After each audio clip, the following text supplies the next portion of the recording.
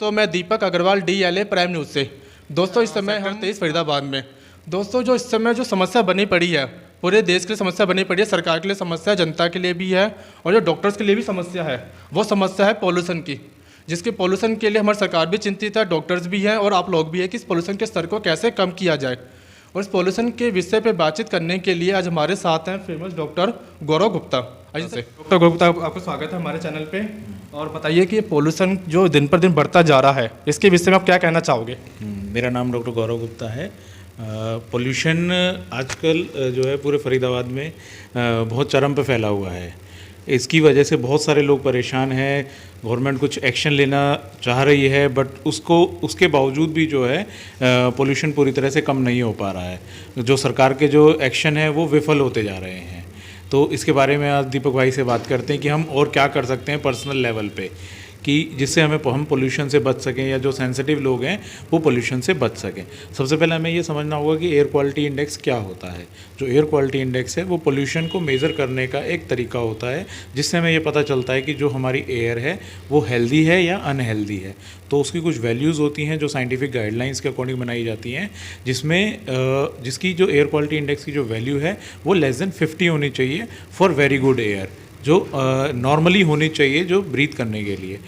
इसकी value 50 to 150 जो है वो एक्सेप्टेबल रेंज होती है, but more than 150 is not acceptable. More than 150 comes under the unhealthy condition and more than 200 is very unhealthy. But nowadays air quality index in our city in Delhi NCR it is around 500, which is very very unhealthy for every person, for sensitive as well as normal person also. सो इसको कम करने के लिए हमें government के साथ साथ ये air हम सबके लिए है, और एयर क्वालिटी इंडेक्स इम्प्रूव होगा तो हम अपने लंग्स को, हम अपने आप को बचा पाएंगे, हमारे बच्चे नॉर्मल एयर में सर्वाइव कर पाएंगे। तो इसके लिए हमें भी प्रयास करने चाहिए। अब गवर्नमेंट ने कुछ प्रयास किए हैं कि स्कूल कॉलेजेस को बंद किया है। जैसे दिल्ली में CM सर ने ऑड इवन का रूल लागू किया है। तो क्या ये रूल्स जो हैं काफ़ी हैं जो एयर पोल्यूशन को कम करने के लिए? जहाँ तक मेरा सवाल है, मेरा पर्सनल ओपिनियन है कि ये जो सफिशिएंट नहीं है एयर क्वालिटी को इम्प्रूव करने के लिए। बिकॉज स्कूल कॉलेजेस बंद करने से क्या स्कूलों में ही सिर्फ एयर क्वालिटी ख़राब है? जो बच्चे घर पे रहेंगे या पार्क वगैरह में खेलेंगे, क्या वहाँ पर एयर क्वालिटी नॉर्मल है? तो उससे हमारा सोल्यूशन नहीं निकलेगा। तो हमें हर पर्सन को एक काम करना होगा जिससे एयर क्वालिटी इंडेक्स इम्प्रूव हो सके।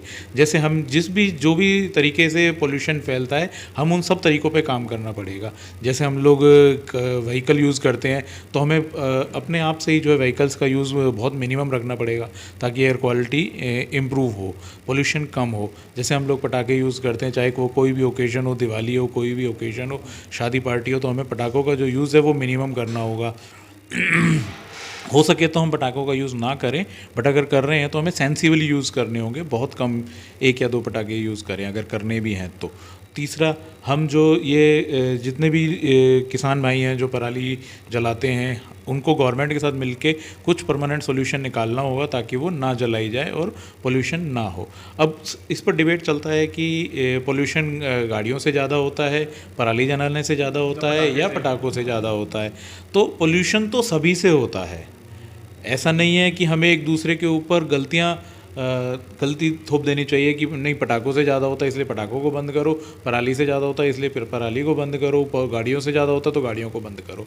सभी की वजह से पोल्यूशन होता है और हमें सबको कम करने की कोशिश करनी चाहिए। हम गाड़ियों को एकदम से बंद नहीं कर सकते हैं, और इवन लागू करने से पब्लिक परेशान होगी, बिकॉज पब्लिक ट्रांसपोर्ट जो है वो इतने अच्छे नहीं हैं कि जिसकी वजह से वो सबको सूट कर सके। तो इसीलिए हमें जो है, जब हम जैसे गाड़ी यूज़ करें तो उसका मिनिमम यूज़ करें। छोटी दूरी पे जाना है तो हम पैदल चलें, या हमें साइकिल का यूज़ करें, या हम अगर ट्रैफिक लाइट पे खड़े हैं तो हम रेड लाइट पे अपनी गाड़ियाँ बंद करें। तो ये रूल हमें अपनी डे टू डे लाइफ में यूज़ करने होंगे, तभी जो है इस एयर क्वालिटी इंडेक्स को इम्प्रूव किया जा सकता है। जैसे गौरव जी, अस्थमा के पेशेंट हैं, बच्चे हैं, बूढ़े, उनको क्या ऐसा करना चाहिए कि इससे पोल्यूशन से थोड़ा अपना निजात पा सकें? उनको कुछ सावधानियाँ बताओ, उसके बारे में बताएं कि क्या बरतनी चाहिए।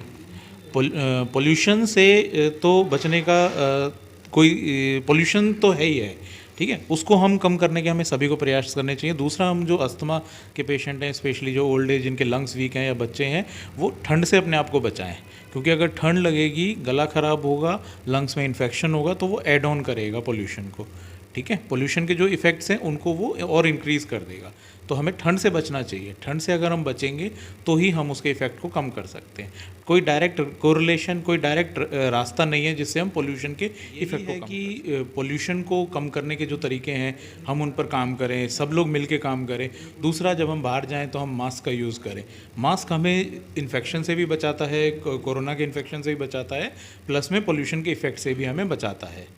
ठीक है ना, और जितना हो सके उतना हम बाहर जाने का अवॉइड करें। जो बहुत ज़रूरी है, जिसके बिना काम नहीं चल सकता है, हम तभी बाहर जाएं। अदरवाइज़ हमें घर के अंदर ज़्यादातर टाइम स्पेंड करें, अगर हम कर ये सकते है हमारे साथ डॉक्टर गौरव गुप्ता, जिन्होंने बताया है कि पॉल्यूशन के बारे में कैसे हम निजात पा सकते हैं, और जिसके बारे में सरकार भी चिंतित है, सरकार भी प्रयास कर रही है। लेकिन सरकार के प्रयास करने से काम नहीं चलेगा, पब्लिक भी समझे कि पॉल्यूशन से कैसे हम बच सकते हैं।